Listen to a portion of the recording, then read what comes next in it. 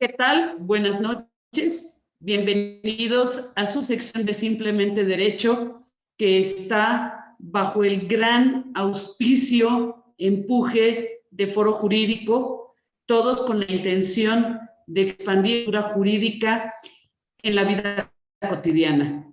Muchas gracias. Ligia González los saluda desde Foro Jurídico. Bienvenidos a todos nuestros amigos y amigas que nos siguen. Y bueno, el día de hoy tenemos un tema que nos encontramos todos los días.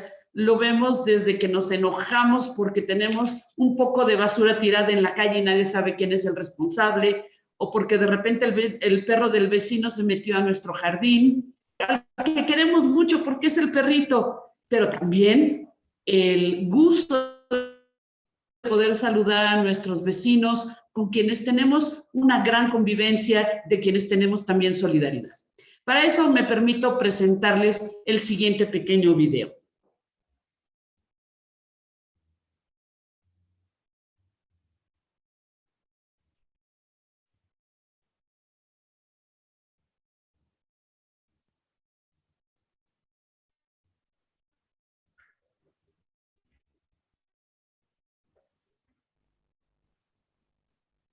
Que por cierto, es del gobierno del Distrito Federal, de una entidad que está hecha para eso.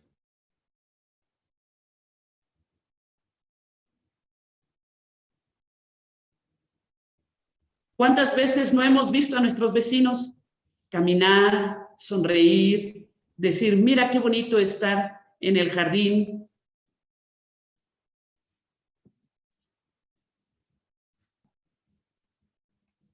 Pagar nuestras cuotas de mantenimiento. En época de COVID, compartir, el estar todos los días, ayudar a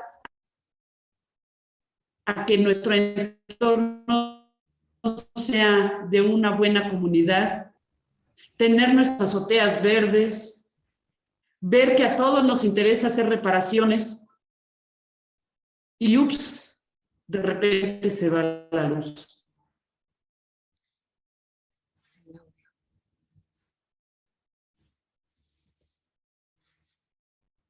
Nuestro vecino caminar con nuestro perro o con su perro y de repente ver que lo pescamos sin recoger y luego ya lo hace.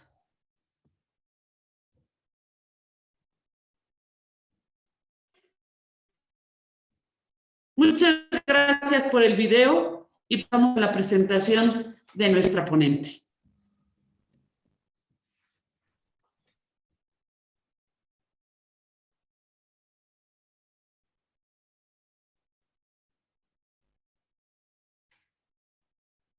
Muchísimas gracias. Bueno, pues el día de hoy me da muchísimo gusto recibir a una amiga a esta plática de café. Ya saben, uno siempre quisiera saber más y no solamente estar en lo que uno se dedica. Y entonces, cuando yo quiero saber de temas de condominio, de la vida cotidiana, de verdad, un referente que conoce perfectamente bien todas estas normas y muchas otras, es doña Beatriz González Sandoval, quien es abogada por la Escuela Libre de Derecho, maestra en Derecho por la Universidad de Houston Law Center, diplomada en Arbitraje Comercial Internacional en la Escuela Libre de Derecho y la Cámara de Comercio Internacional, abogado certificado por la Barra Mexicana de Abogados, es subcoordinadora del Comité de Derecho Internacional y Comparado por 4 años ya, junto con la Academia Mexicana de Derecho Internacional Privado. Ha impartido el diplomado en materia de propiedad en condominio en la Barra Mexicana de Abogados, es abogado director de González de Puchó y Asociados, tiene más de 20 años de experiencia en materia de propiedad en condominio y de derecho administrativo. Es una asesora referente de asambleas generales de condóminos y conjuntos condominales en la Ciudad de México, en el Estado de México, Monterrey, Puebla, Mérida, Guerrero, Chihuahua. Tal cual como aquel anuncio que veíamos que era desde Mérida hasta Tijuana, literalmente nos acompaña Betty. Es asesora de vigilancia administradores profesionales y condóminos, así como condóminos en lo particular. Y además es mediadora condominal. Y déjenme platicarles algo personal. Betty, además de ser una gran amiga y abogada, es una gran conversadora. Entonces, el día de hoy, como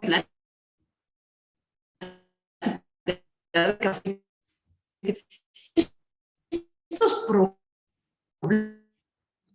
de la vida cotidiana, estoy segura que se va a reconocer y me va a perdonar que le tenga que decir mucho que platicar de esto. Entonces, pues les invito a que platiquen mal. Betty, como siempre empiezo con nuestros invitados, una pregunta. ¿Cuál es tu vida diaria? ¿Cuál es un día del abogado que se dedica a los sistemas en condominio? Platícame, por favor. Bueno, pues muchas gracias. Mira, Ligia, la verdad es de que es muy sui generis. Todos los días sabes que algo va a pasar, porque la vida en condominio normalmente va siendo y nos va sorprendiendo todos los días. Un día me puedo parar desde las 6 de la mañana, 7 de la mañana, ya con chats de pasó una emergencia en el condominio y, por ejemplo, tenemos una emergencia de agua, hubo una inundación, ¿qué vamos a hacer con el seguro?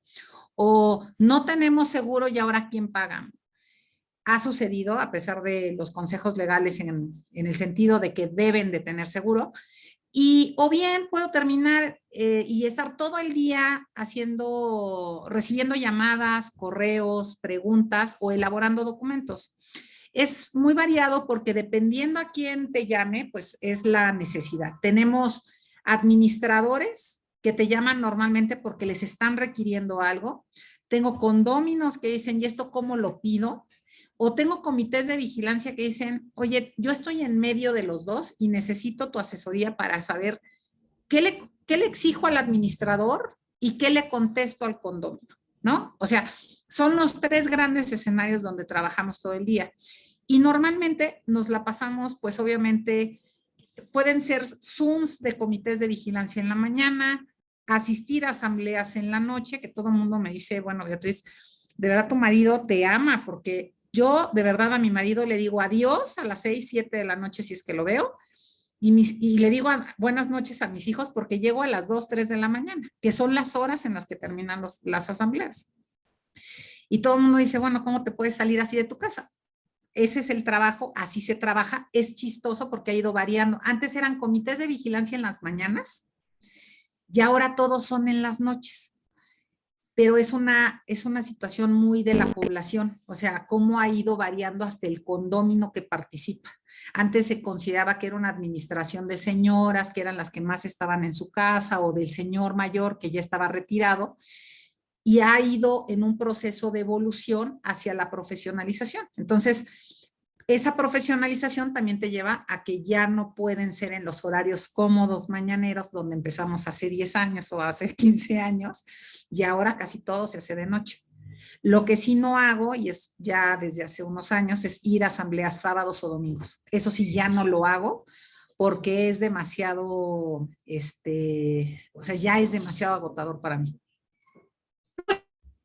Y además, quizás haya personas que saber que tienen una junta de condóminos, dicen, ay, no le doy importancia, que me lo platique mi vecino de aquí al lado y ya veremos qué pasó, lo cual hace que no tengan esa voz y voto y que luego llegan y se encuentran con una maceta nueva y dicen, ¿y eso por qué está ahí? Es Y en el no mejor de saben los que por el casos. hecho de haber estado ausentes, imagínate, tú platícame si no te ha pasado. No, es todavía más grave.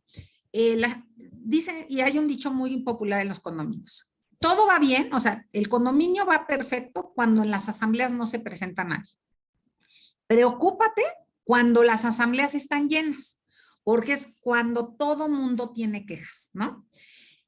Pero sucedió en pandemia y eso fue algo increíble.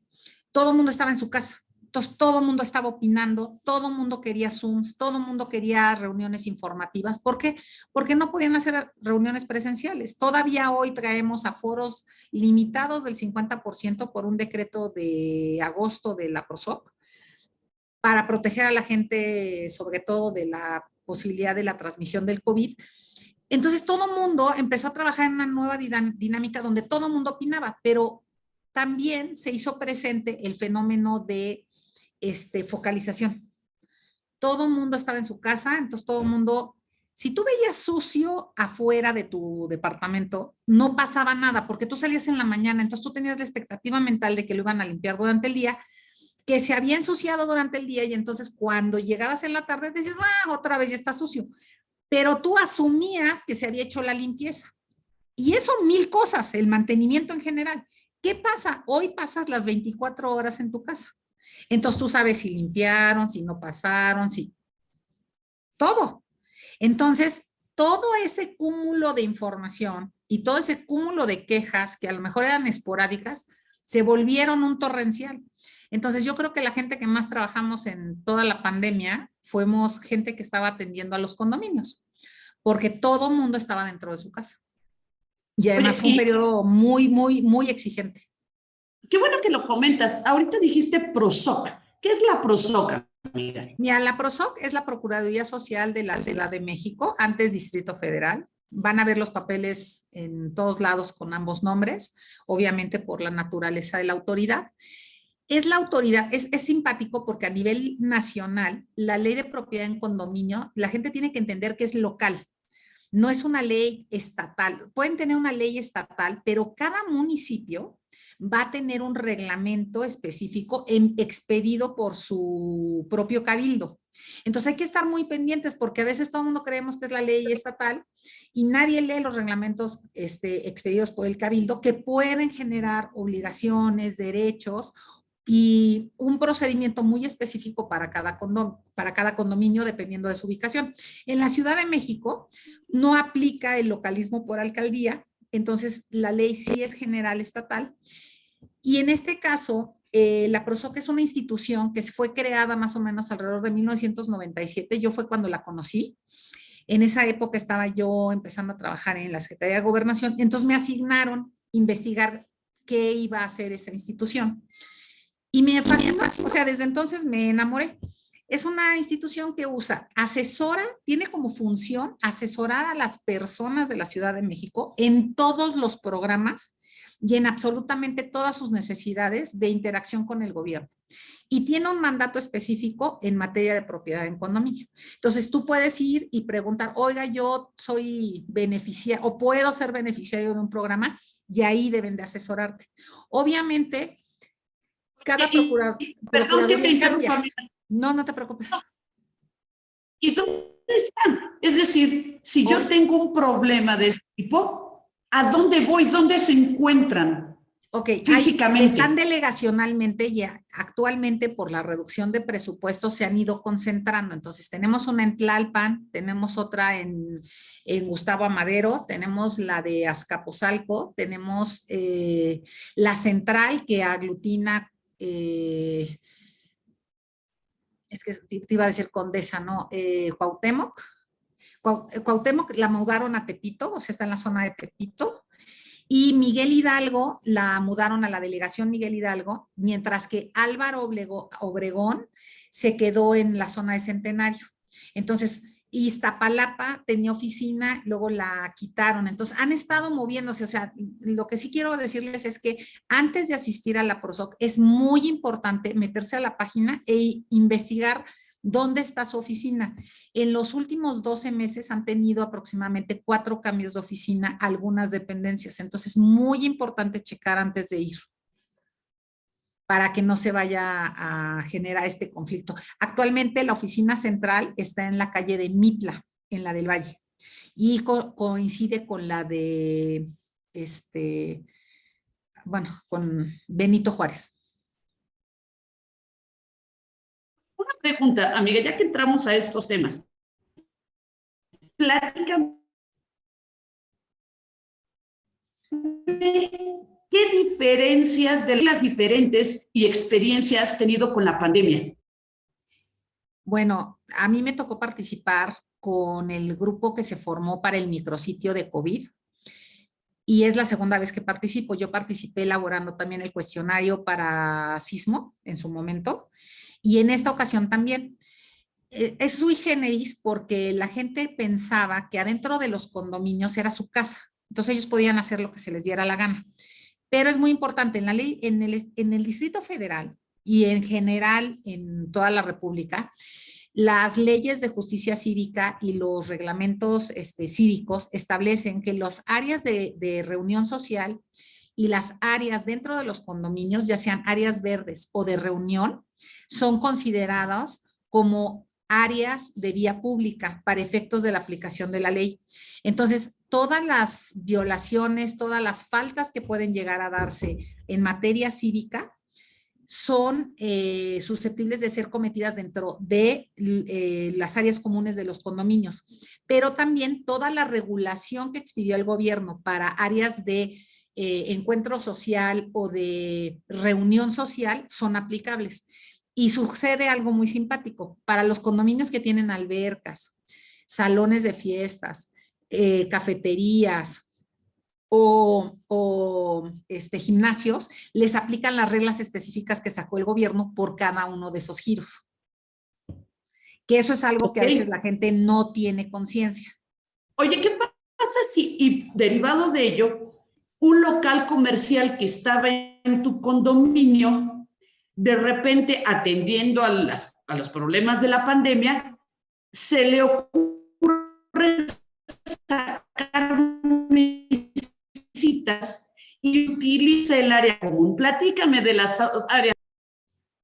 Mira, las áreas comunes le corresponden su administración al administrador. Esa es la función natural del administrador, porque coexisten dos figuras: la propiedad privada, que está formada por las unidades privativas, y la área común, que es todo lo que no sea privativo. Y los regímenes así lo van a establecer con mucha claridad, incluyendo en los conjuntos condominales. Cuando tú tienes un local, por ejemplo, una cafetería que estaba a puertas cerradas y deja de estar a puertas cerradas porque necesita el aforo en áreas libres, es el administrador, con autorización del comité de vigilancia, quien puede dar esa autorización para salirse. Ahora, diferente es cuando el local comercial da a vía pública y entonces el local, que sí pertenece a un condominio, a lo mejor de uso mixto, pero se quiere salir a área pública. Ahí al que le tiene que pedir permiso es a la delegación, bueno, en este caso a la alcaldía, en la área de permisos temporales revocables, que fueron las grandes dudas que tenía la gente, si el administrador daba el permiso o lo daba la alcaldía. Entonces, hacia el interior de las áreas comunes lo da el comité de vigilancia más bien el administrador con la anuencia del comité de vigilancia. Y en vía pública tienen que ir con la alcaldía. ¿Y a quién le pertenece? ¿Quién es el dueño del área común? Es una copropiedad. Entre un condominio, ¿y qué diferencia hay entre un condominio y una copropiedad, amiga? Mira, es muy importante entender. A mí me gusta siempre, para los que conocen y no conocen, siempre les digo que el condominio es el único lugar donde tú vas a encontrar que el artículo 27 constitucional se reproduce perfectamente.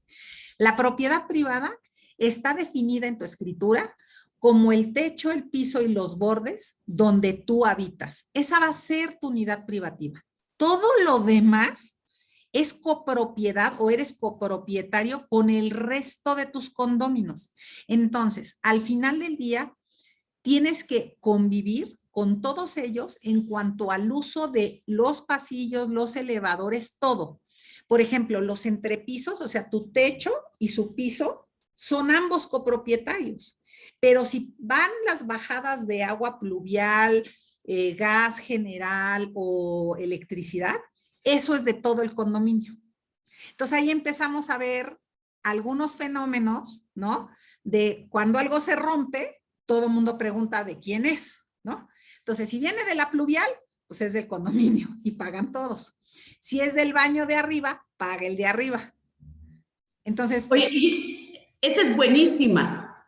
¿Qué pasa? Y es muy común, que al del piso de arriba se le quede el agua abierta, filtra tu casa, de ahí a la de abajo, y se daña no solamente tu piso, tu techo, sino el área común. ¿Quién lo paga? ¿Qué pasa con los seguros, amiga, con todo eso? O sea, es de todo.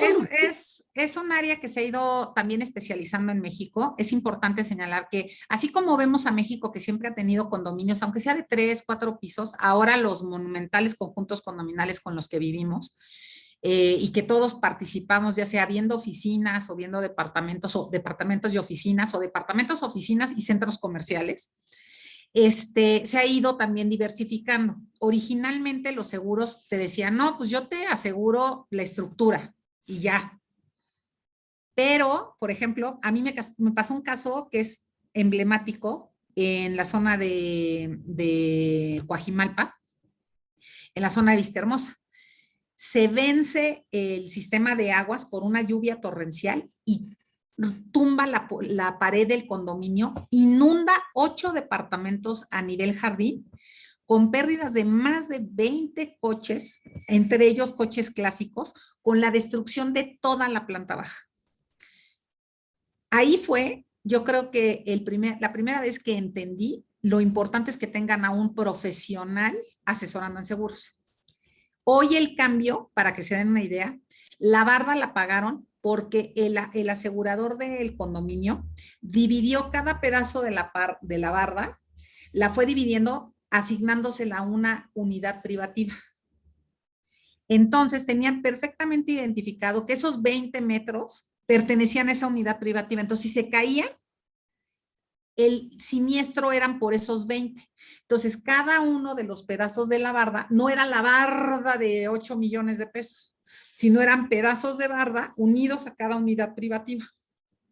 Y de esa manera, cada quien pagaba. Se paga general, pero fíjate, se paga general el seguro, pero la diferencia es que lo hacen como un seguro múltiple familiar.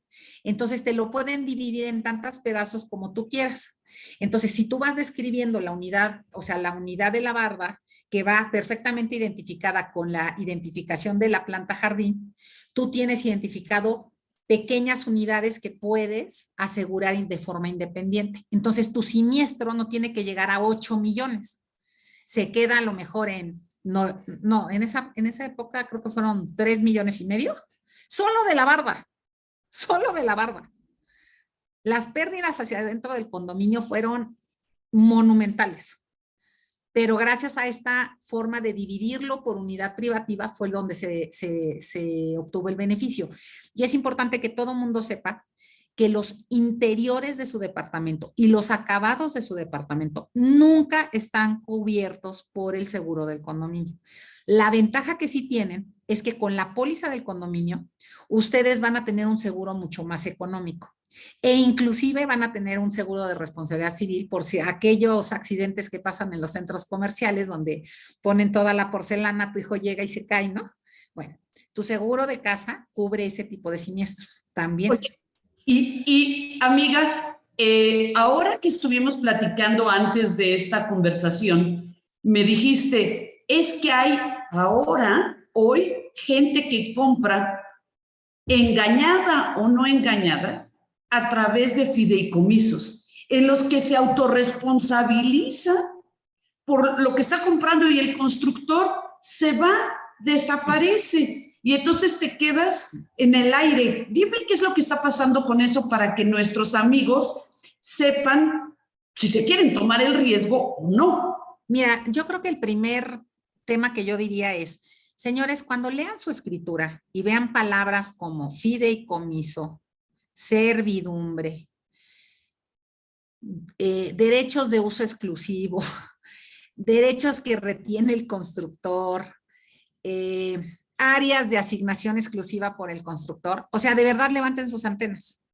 ¿Por qué? Porque eso significa que su régimen, ya de entrada, trae una estrategia jurídica para lograr lo que hicieron.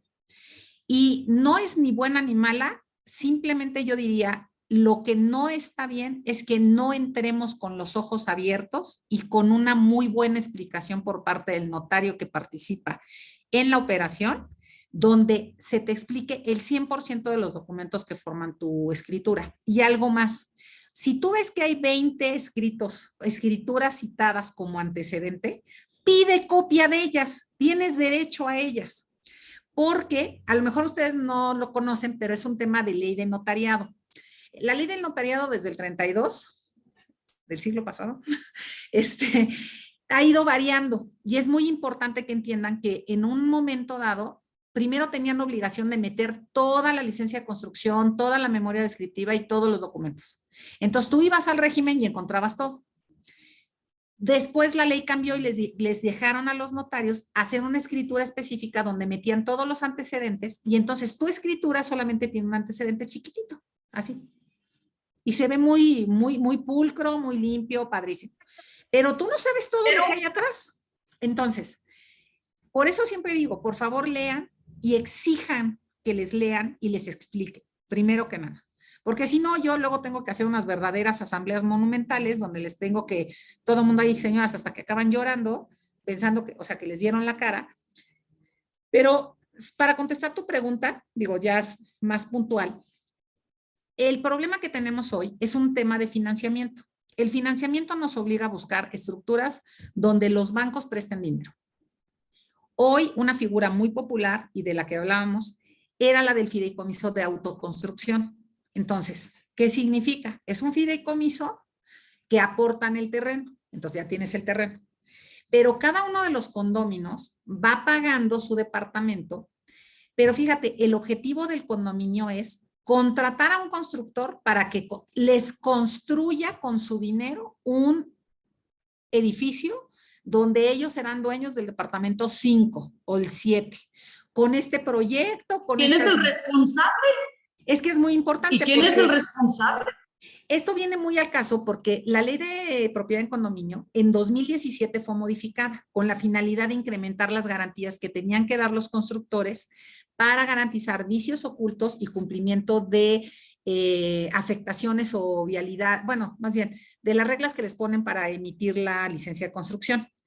¿Qué sucede? Bueno, en los fideicomisos de autoconstrucción, el obligado termina siendo el propio condominio que compró, porque como el predio es de autoconstrucción, tú eres, ahora sí que véanme a mí, yo soy el que hizo la obra y entonces yo soy el obligado a todo, a cumplir con las fianzas, a cumplir con Pero no todo. eres arquitecto y no eres arquitecto, no eres ingeniero y firmaste que tú eres responsable de si tu ladrillo quedó bien puesto o no. Exacto, y lo más importante, no nada más quedas obligada, sino que si hubo clausuras en el camino, tu edificio está clausurado y tú llegas y no hay sellos y de repente llegan y te los vuelven a poner, abusados, ¿eh? El 20% de la multa la van a pagar también los condóminos. O sea, es una de las estrategias legales que, a ver, es increíblemente creativa y increíblemente financieramente hace todo el sentido del mundo. 2, evita que un desarrollador acabe atorado ahí tratando de entregar y que queden contentos todos los condóminos. Pero del lado del que consume el departamento, hay una gran ignorancia de todas las responsabilidades que están aceptando que el que te va a construir no va a tener. Él solamente tiene una prestación de servicios con el fideicomiso, pero no tiene un compromiso con el proyecto. Uno de estos casos, digo, si me permites, el caso más dramático que he visto es un terreno, 4 torres, donde dicen que hay servidumbres, es de autoconstrucción, pero resulta que todas las áreas comunes ofertadas, se cuenta el salón de fiestas, la alberca, el gimnasio, área de niños, jardines, todo, iban a estar en el 4º nivel del edificio. O sea, todos unidos. Estos 4 edificios iban a estar unidos por estos puentes maravillosos con todas esas áreas. Pero ¿qué sucedió? No se vendió a la velocidad que se podía. Entonces, ¿qué sucede? Pues esas áreas ya nadie las construyó. Y como eran 4 regímenes independientes, pues sí, cada quien tenía su departamento con sus lugares de estacionamiento, pero nadie tenía derecho ni tampoco la obligación de construir el 4º nivel con todas estas áreas. Entonces están atorados, hay gente que vive ya ahí, o sea, las 2 torres y media no, 3 torres que terminaron, las terminaron de construir, entregaron, pero no hay dinero para construir las áreas comunes y están atorados. ¿Y qué pasó con el constructor? ¿Se fue? ¿Se perdió? No, él sigue ahí, pero no tiene obligaciones porque eran servidumbres y quedaban totalmente al arbitrio del constructor el construirlas o no. E inclusive, digo, por eso les digo, lean bien, decía que se reservaba el derecho de modificar las servidumbres sin necesidad de tener asambleas con nadie. Eso es terrible. No, bueno, o sea, yo creo que ya cae en el abuso del derecho, creo que hay muchos elementos para pensar que hay unas nulidades y todo lo demás, pero hoy el problema humano es de que están atorados ahí. Oye, amiga, y qué bueno que lo comentas. Dime dos cosas. Yo tengo mi condominio. ¿Cuáles son mis obligaciones más importantes? Ya sé que la principal que todos pensamos es, tengo que pagar. ¿Cuáles son mis obligaciones más importantes? ¿Qué no debo de hacer y qué sí debo de hacer? Ok, yo creo que es muy importante lo que estás señalando porque la gente las tiene ahí medio confundidas. La primera y la más importante es aceptar que vives en comunidad y que no eres dueño de todo y que confluyes con muchos propietarios con igualdad de derecho. Tú vas a ser tan dueño de las áreas comunes como tu indiviso. Tus obligaciones son pagar tu mantenimiento, pero también participar en los comités de vigilancia y en la administración. O sea, no te puedes quejar si no das el feedback también para hacerlo. Tienes derecho a ser oído con voz y voto si no eres moroso. Si eres moroso, te pueden suspender el voto, pero no el derecho de voz. Y en general, tienes derecho a participar y ser parte de esa comunidad, ¿no? De una forma solidaria. Te voy a interrumpir muy poquito, nada más para hacerte una pregunta. Dime. ¿Ese derecho de voto pesa lo mismo si tienes un indiviso más grande o más chico? Es decir, ¿es un voto por cada condomino? ¿O tu voto, si yo soy dueña de un indiviso muy grande, pesa más que el de los otros que tiene uno más pequeño? Mira, esta es una respuesta bien importante. Es una respuesta que se da en función del estado donde estés votando. Y voy a poner la comparación, o sea que en México se da claramente. Ciudad de México, artículo 32, fracción 7. Ese artículo dice que tú vas a tener derecho a un voto, pero a tantos votos como tu indiviso te dé. Entonces, ¿qué quiere decir? Tú vas a votar en función de tu indiviso. Si tienes 1.5, tendrás 1.5. Y si el del penthouse tiene un 7, pues él votará con un 7.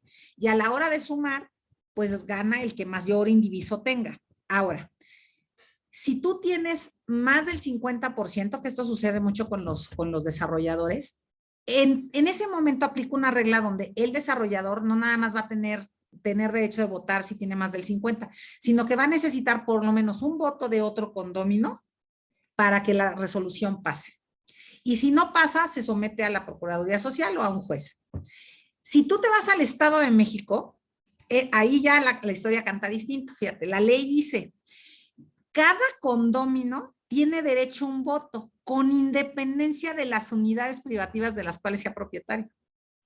Entonces, tú tienes ahí que, por ejemplo, alguien tiene 10 departamentos y dice, ay, pues tengo 10 votos. No, papá. O sea, si tú bueno, ya son trucos del negocio. Si él se presenta, tiene un voto y no pesa más que los demás. Es más, ni siquiera puede decir, oigan, es que yo tengo 10 votos. No. La ley del Estado de México, por loco que suceda, dice que un condomino, un voto. Y si tú eres dueño de 10, gracias por participar. Mucha gente ha tratado de establecer a través de reglamentos el voto de indiviso, pero cuando tú llegas a la ley es de orden público de interés social y no permite pacto en contrario de las cosas que considera como límites mínimos. Esto es considerado un límite mínimo. Entonces, les han anulado las disposiciones reglamentarias donde quieren votar por indiviso.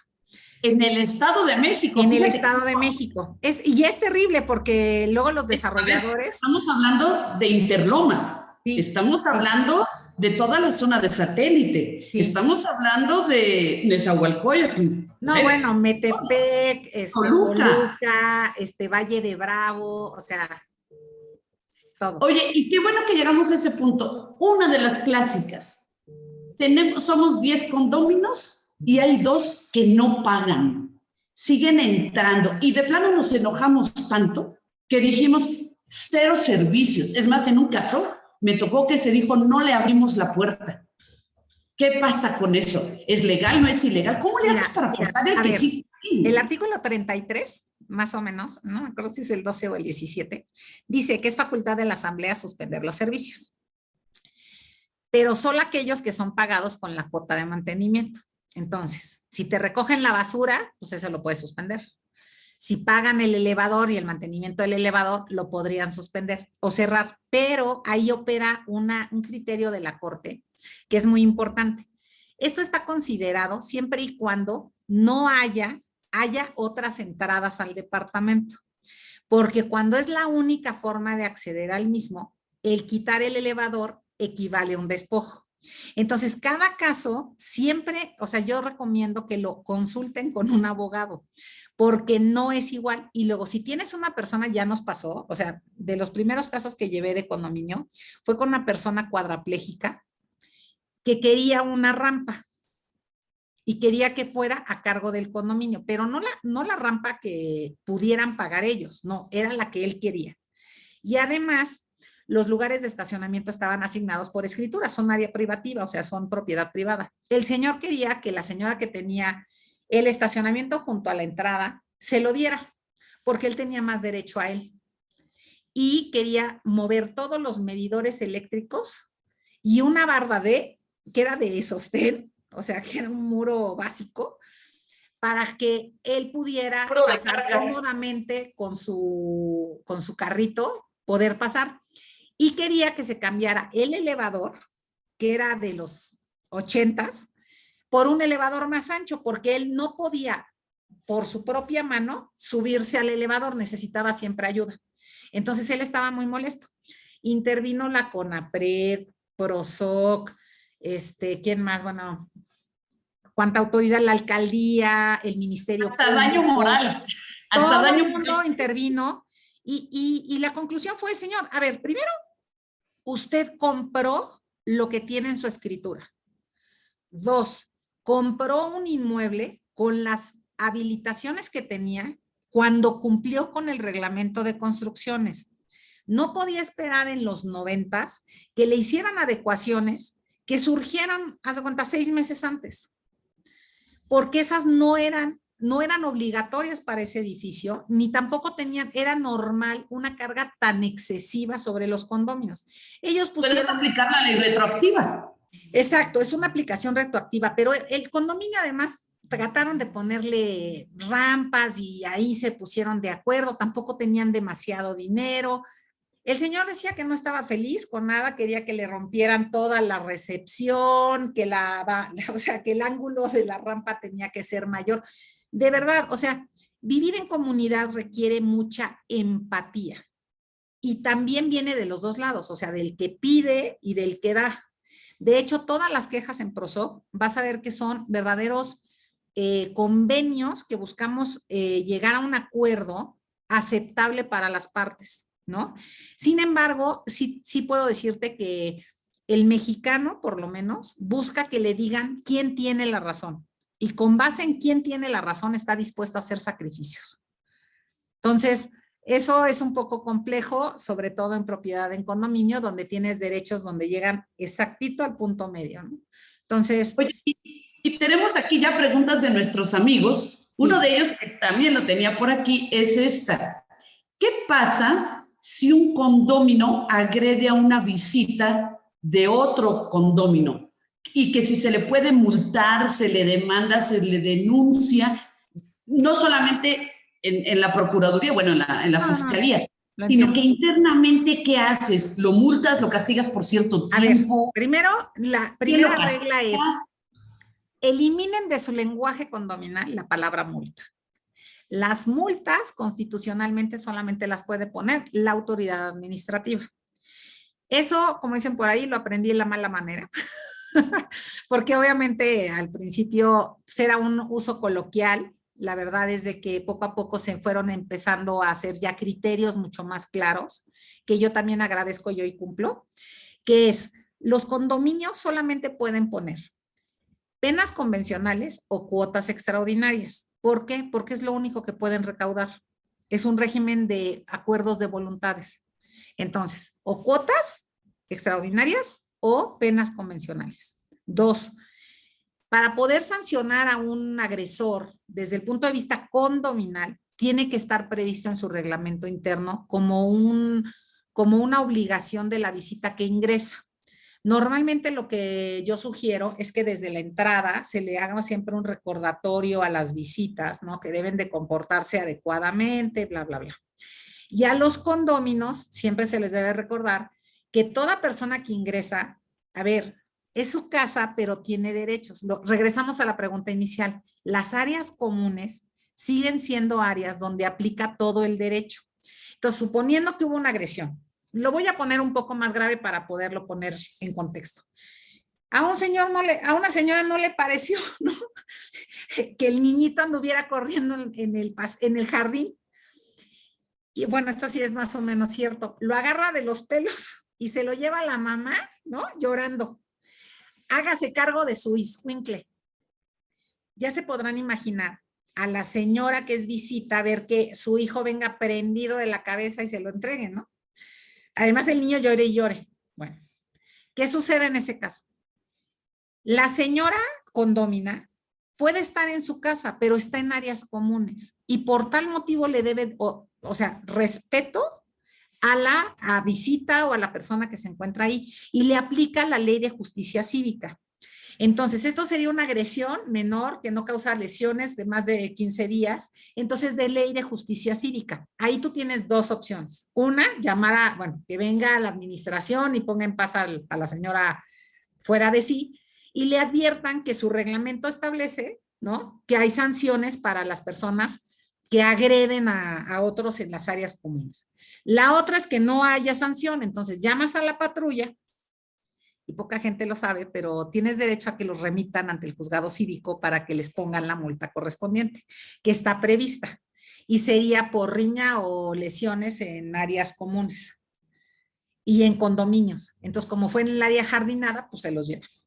Entonces, esa es una forma de hacerlo. Hay algunos reglamentos y hay un criterio muy interesante que es, el administrador es un administrador de áreas comunes y como tal es un administrador que tiene pleitos y cobranzas y actos de administración y tiene todas las obligaciones para conservar y mantener el orden dentro de lo que él administra.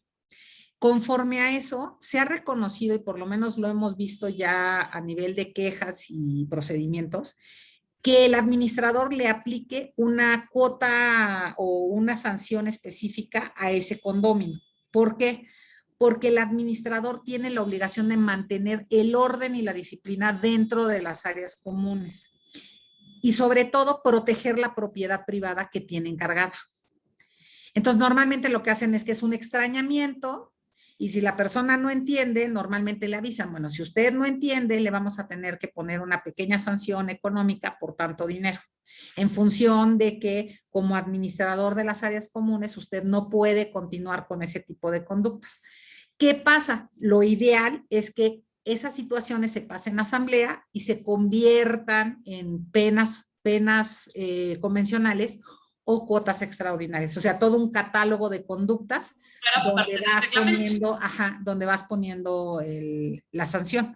A veces es idóneo que el administrador diga, bueno, para aquellas situaciones que se den, que violen, y que violen alguna ley, el administrador podrá hacer uso del extrañamiento, ¿no? O poner hasta una pena convencional equivalente a tanto. Entonces tú ya le das margen. Oye, y gracias. Y hablando... No te oigo. Te va una pregunta. A ver. ¿Me oyes? Sí, ya. ¿Qué pasa con las listas negras de publicar quién no ha pagado el mantenimiento y que se ponen a la entrada? ¿Son válidas o no son válidas? Mira, durante mucho tiempo fueron la gran herramienta de coacción. Sin embargo, la ley de privacidad de datos entró en vigor y empezó a generar este cambio. Entonces, es chistoso, te voy a explicar algo muy importante. Si el documento es para uso interno del condominio, el condominio es copropietario de toda la documentación. Entonces tiene derecho a conocer toda la información, nombres, apellidos de todos los condóminos. Cuando se emiten los estados de cuenta para la asamblea, con la finalidad de no hacer estas cosas grandes, la ley establece que los estados de cuenta establecerán quiénes son los morosos, la unidad privativa, pero sin señalar el nombre. 2, no la puedes poner así enfrente de la entrada porque se presume y además ya hay criterios del INAI, perdón, del organismo de privacidad de datos, en el sentido de sancionar administraciones, condominios y comités de vigilancia por el uso de estas listas negras mal usadas. Entonces, toda la ley de privacidad de datos en materia de propiedad en condominios sí es algo que deben de consultar legalmente, porque si es un terreno pantanoso, yo entiendo y soy la primera que me molesté cuando lo volvieron una ley de privacidad de datos, porque la verdad, la gente tiene pocas herramientas de coacción para el pago del mantenimiento. Y lo malo es de que la justicia se ha ido volviendo más lenta, menos pronta, menos expedita en el tema de condominio. Pero va avanzando, sobre todo por el tema de pandemia. Y ahorita en este periodo sí es triste, pero vamos a tener muchísima gente en incumplimiento de cuotas de mantenimiento. Mi recomendación es, si el mantenimiento ya se está volviendo una carga en tu vida, ese inmueble ya no es para ti. O sea, de verdad, no vale la pena.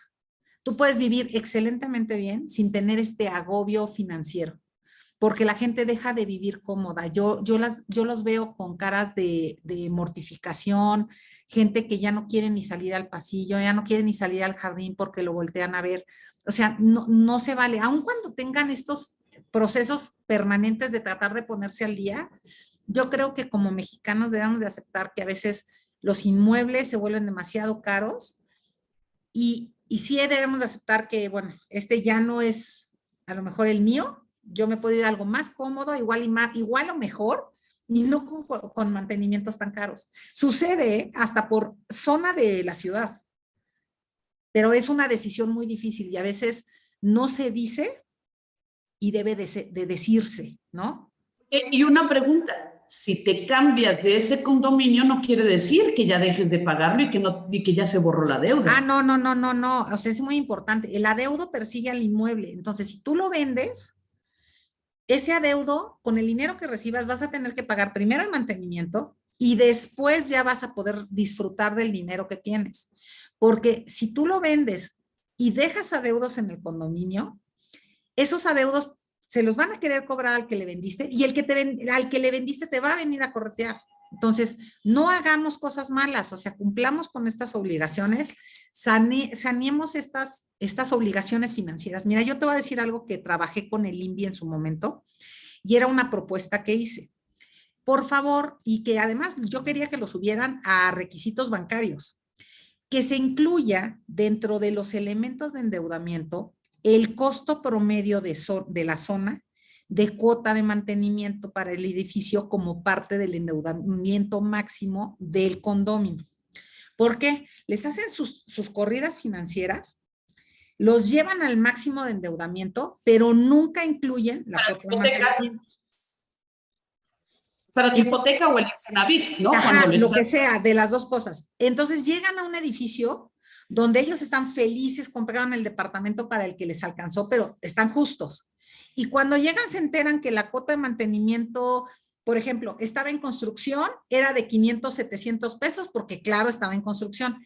Pero resulta que en el momento en el que el desarrollador suelta el condominio, la cuota tiene que subir a su costo real, que son a lo mejor 3,000 o 4,000 pesos. En ese momento, el condominio que llegó al tope ya está en default. O sea, ya representa para ellos una imposibilidad vivir ahí. Y ya ni siquiera hablemos de los costos extraordinarios. Y aquí me están haciendo una pregunta y creo que es una buena idea.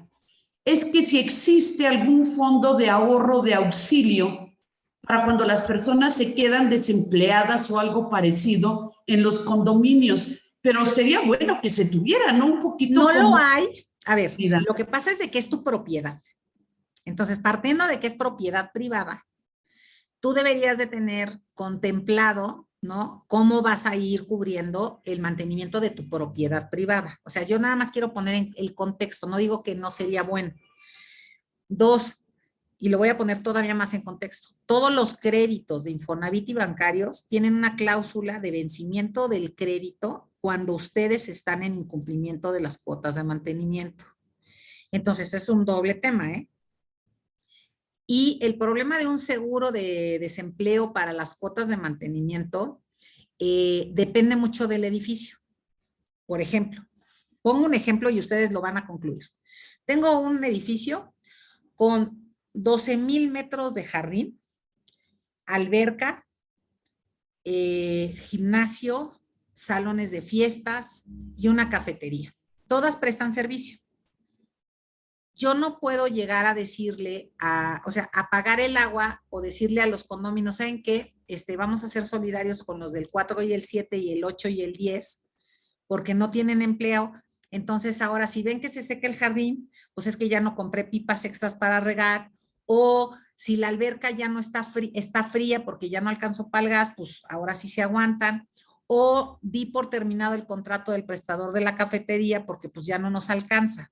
O sea, es un momento muy complejo, se utilizan los fondos de reserva y normalmente en casi todos los condominios donde yo he asesorado, hemos llegado a puntos intermedios donde hubo a lo mejor descuentos durante la pandemia, se hicieron ajustes de mantenimiento, pero un edificio de esa magnitud no aguanta este tipo de ajustes permanentemente.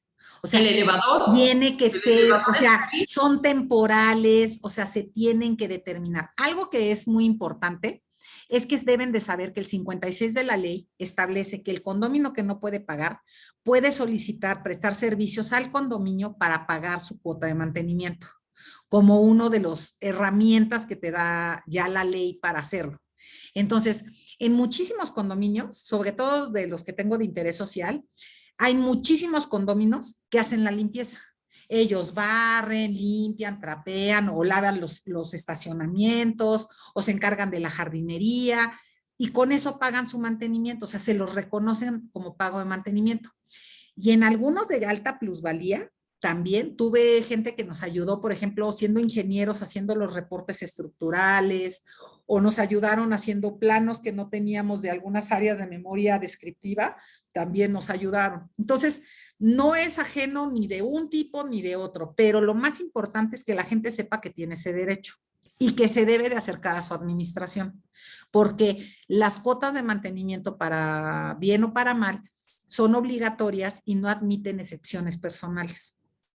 Se tienen que pagar sí o sí. Y ahí, es donde ahí tienes problemas de gente con situaciones muy especiales de enfermedad, etcétera, pero puede llegar a suceder, y suena muy trágico, lo que pasó con el temblor del 17. Bueno, yo tuve pérdidas totales de edificio. Y se cayeron por falta de mantenimiento a los cimientos, a los No, hay estacionamientos. unos que, ves que las grietas estas que pasaron también, o sea, la ciudad se partió, hay de todo, pero por lo menos los que a mí me tocaron, gracias a Dios tenían seguro, sí quedaron afectados de forma definitiva y hoy ya están en el proceso de reconstrucción, o sea, ya están construyendo, o sea, volviendo a construir con una nueva cimentación. Lo que es un hecho es que en el momento en el que tú percibes que tu grado de incumplimiento se va a alargar no por un mes ni dos, sino que se puede volver ya permanente, lo más sano, o sea, lo que yo siempre recomiendo es pon en venta tu inmueble, avísale a la administración que te ayuden a que se corra rápido el inmueble para que lo que tengas que sacrificar del precio de tu departamento sea muy poco e irte a un condominio donde se valore, haz de cuenta, tú puedas valorar cuánto pagan de mantenimiento, porque casi todas las personas que caen en incumplimiento podrían resolverlo cambiando a lo mejor a lo mejor de un edificio que tenía todas estas cosas que te digo y además boliche, a uno que tiene salón, tiene alberca y un gym más chico, no con todo este rollo. Entonces, aceptar que el inmueble ya no ya no te acepta, o sea, tú ya no puedes pagar ese inmueble, yo creo que es bien difícil y pasa mucho con el proceso de lo que yo le llamo el envejecimiento de la población condominal. Mucha Oye, y una gente, pregunta, perdón, y este es un tema muy recurrente. ¿La ley te dice algo de si puedes tener o no mascotas o es algo que regula cada condominio? mira, la ley de ambiental y en el caso específico de en la Ciudad de México hay una legislación en materia de animales de compañía y la Constitución de la Ciudad de México dijo que, bueno, todo mundo podemos ser o dueños o propietarios de mascotas. Sin embargo, la ley de propiedad en condominio sí establece que el condominio puede regular la tenencia o no de mascotas. Ahora, la tenencia en tu unidad privativa no la puede regular el condominio. Lo que regulan es que tú no las puedes tener en áreas comunes, porque ahí es donde sí vota la mayoría. Puedes tener gente que compró ahí porque son alérgicos y pues la verdad se andan, más bien andan huyendo de no morir en el intento con un pelito de gato o un pelo de perro, o son departamentos en la playa donde pues tener un perro no es ni higiénico ni lo más conveniente, ¿no? Entonces, sí hay una regulación que te permite ser propietario en tu unidad privativa y que no te podrían privar de él, pero el tema de las áreas comunes sí queda en manos de la asamblea de condóminos. Y te digo, ahí es un derecho que se ha ido balanceando a decir, bueno, sí, no perros totalmente, pero bueno, a ver, perros chiquitos, o sea, no me traigan un San Bernardo en departamentos de 60 metros cuadrados o de 45 metros cuadrados, ¿no? O un gran danés, ¿no? Porque los elevadores son chiquititos, ¿no? Entonces el perro y ya nadie se subió. O sea, están tratando de balancear derechos. Siempre vamos a ver que en condominio vamos a tratar de encontrar el punto adecuado donde sea garantizada la propiedad individual de la persona con el interés colectivo. Muchas gracias. Y déjame darte dos preguntas más que vienen por aquí. Ahí te va. Uy, eso es muy común. Es, ¿qué sucede si la administración no respeta tu derecho a pagar con tu trabajo tu mantenimiento? Y déjame hacerte otra pregunta. Ah, que si el pago de las cuotas de mantenimiento pueden libremente ser por porcentaje o por unidad privativa, es decir, ¿todos pagan la misma cuota o no? Las dos preguntas, por favor, amiga. Para cerrar, ahí vamos si no te respetan, tú puedes presentar tu solicitud ante la PROSOC para obligarlos a negociar contigo. La realidad es de que queda a disposición del condominio determinar si sí puedes participar. Haz de cuenta, si ya tienen alguien de limpieza, pues como que no checa mucho que tú vayas a hacer la limpieza, pero a lo mejor algún servicio que tú puedas prestar y que el condominio pueda ahorrarse efectivamente, ¿no? Y la PROSOC te puede ayudar a hacer el convenio o un abogado. Dos, me dijiste... porcentaje de la el porcentaje. Inmuebles de interés social pagan la cuota pareja, sin importar el indiviso. Los inmuebles, todos los que no sean interés social, pagan de acuerdo a indiviso. No permiten las cuotas fijas, sí, ignorando el indiviso, porque la noción del indiviso, desde el principio, parte de que tú tienes una mayor superficie. Lo que sí he visto es que se paga el mantenimiento general de los condominios por indiviso y cuando tienen casa club, con estas áreas súper sofisticadas, lo que hacen es un cálculo actuarial por persona. Entonces dicen, bueno, tú tienes 5 personas, pagas 5 cuotitas de casa club porque es en función del volumen de agua y de servicios que te doy. Tú tienes un departamento y vives tú solo, pues pagas tu cuotita. Y normalmente lo hacen para balancear el costo de las casas club, que es donde normalmente hoy tenemos los grandes conflictos de mantenimiento. Híjole, de verdad que vamos a tener que hacer otra segunda sesión, amiga, para cerrar, porque tenemos felicitaciones, muchas felicitaciones. Muchas gracias.